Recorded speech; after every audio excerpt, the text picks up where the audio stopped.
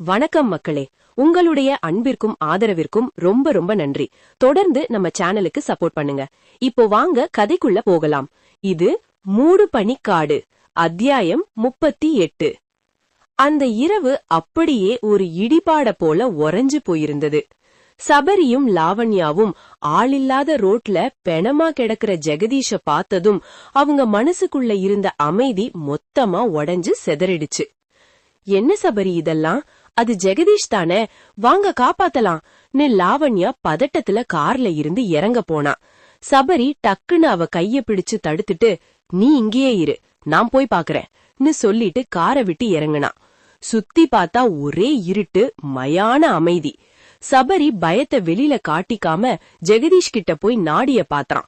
அவனோட உள்ளுணர்வு சொன்னது சரிதான், ஜெகதீஷ் இறந்துட்டான். சபரிக்கு உடம்பெல்லாம் நடுங்க ஆரம்பிச்சுது. செத்துக்கா லாவண்யா, சபரி மெதுவா சொல்லவும் லாவண்யா அதிர்ச்சியில கார்ல இருந்து இறங்கி ஓடி வந்தா. எப்படி சபரி, ஆக்சிடென்டா? நானே ஷாக்ல இருக்கேன், நீ வேற ஏன் இப்படி கேக்குறன்னு சபரி எகிருனா. ஜெகதீஷ் உடம்ப பார்த்தா 2 கைகள்லயும் ரத்தம். ஆனா உடம்புல வேற எங்கேயும் காயம் இல்ல, ரத்தமும் இல்ல. தலையில மட்டும் ரத்தம் உறைஞ்சு போயிருந்தது. ஏதோ ஒரு மர்மம் அங்க மறைஞ்சிருக்குன்னு சபரிக்கு தோணுச்சு.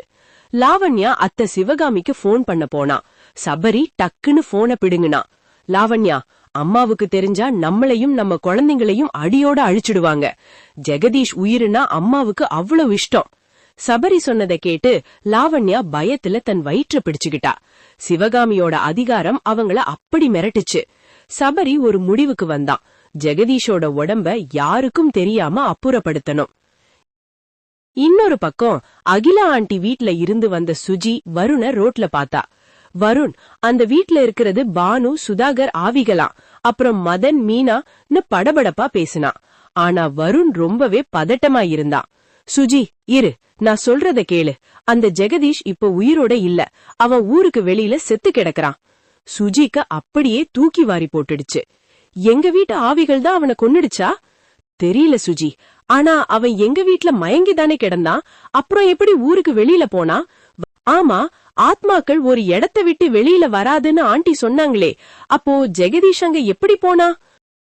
அப்போ அங்க சபரியோட கார் வந்து நின்னுச்சு. சபரி அவங்க 2 பேரையும் சந்தேகமா பார்த்தான். லாவண்யா சுஜி கைய பிடிச்சு வீட்டுக்கு வா போலாம்னு கார்ல ஏத்துனா. சபரி வருண ஒரு முறப்பு முறைச்சிட்டு காரை ஓட்டுனான். வீட்டுக்கு வந்ததும் சபரி கடப்பாரையும் மண்வெட்டியோட வெளியில கிளம்புனா. லாவண்யா சுஜி கிட்ட மெதுவா கேட்டா, ஜெகதீஷ என்ன பண்ணீங்க? சுஜி பதறி போய், நான் ஒன்னும் பண்ணலாக்கா நான். ஆனா சுஜி பேசின பேச்சுல அவன் இறந்தது அவளுக்கு முன்னாடியே தெரியும்னு லாவண்யாவுக்கு புரிஞ்சுது. சுஜி எல்லாத்தையும் விளக்கமா சொன்னா. ஜெகதீஷ் தப்பா நடக்க முயற்சி பண்ணப்போ மயங்கி விழுந்ததுல இருந்து வருண் சொன்னது வரைக்கும். நிஜமா வருணுக்கும் இதுக்கும் சம்பந்தம் இல்லையா? லாவண்யா கேக்க சுஜி சத்தியம் பண்ணா. அத்தைக்கு தெரிஞ்சா நம்ம எல்லாரையும் கொன்னுடுவாங்க சுஜி, அதுதான் சபரி அந்த உடம்ப புதைக்க போயிருக்கான். அத்தை கேட்டா அவங்கள பாக்க போனா அப்புறம் என்னாச்சுன்னு சமாளிச்சுக்கலாம்னு லாவண்யா சோர்வா சொன்னா. சுஜி லாவண்யாவை தேத்துனாலும் அவ மனசுக்குள்ள ஒரு பயங்கரமான எண்ணம் ஓடுச்சு.